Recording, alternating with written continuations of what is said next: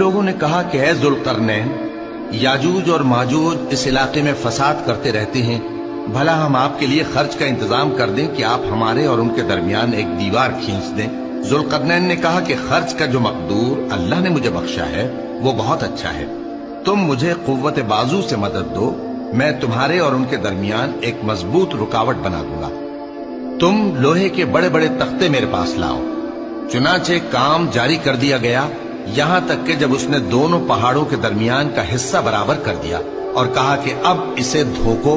یہاں تک کہ جب اس کو دھونک دھونک کر آگ کر دیا تو کہا کہ اب میرے پاس تانبا لاؤ کہ اس پر پگھلا کر ڈال دو۔ پھر ان میں یہ قدرت نہ رہی کہ اس پر چڑھ سکیں اور نہ یہ طاقت رہی کہ اس میں نقب لگا سکیں۔